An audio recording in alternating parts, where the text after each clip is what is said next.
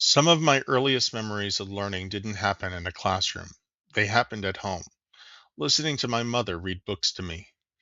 She read aloud, often, and those stories stayed with me. Long before I understood school, I learned that words mattered and that stories could shape how we see the world. Even as a child, I was a thinker and a daydreamer.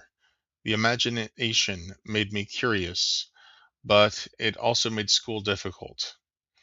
I struggled with inattentiveness, drifting into my own thoughts, and my grades didn't always reflect what I understood.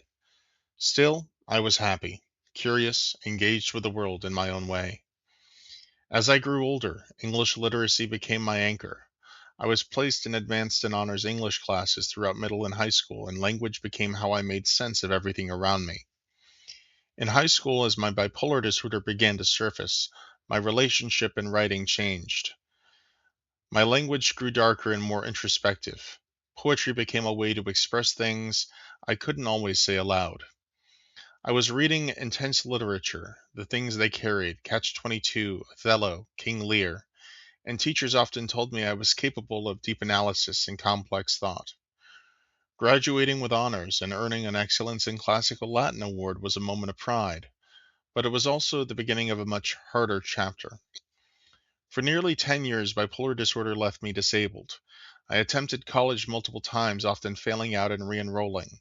Stability was difficult to maintain and progress was fragile. Eventually, I chose teaching, not just as a career, but as rehabilitation. I wanted my life to have meaning again and to give back to the community that supported me. In 2022, I earned my bachelor's degree in English secondary education with an ESOL endorsement and graduated with distinction. There was a lot I loved about teaching: student relationships, lesson planning, adaptability, and explaining concepts in ways that helped students grow. I was a good teacher. I rose to expectations and took the work seriously. But over time, the workload, emotional labor, and professional politics became unsustainable. The profession no longer resembled what I had imagined when I first chose it. Eventually, my mentor suggested a master's degree in learning design and technology. I applied, I was accepted, and everything clicked. Learning design and technology aligned with how my mind works: systems thinking, structure, analytics, and intentional design.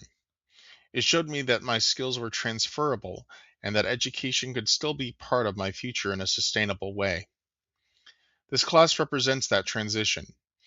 I didn't leave education because I stopped belonging in it. I moved toward learning design and technology because it allows me to use my strengths and build the future I once believed was impossible. This isn't an ending, it's a continuation designed with intention.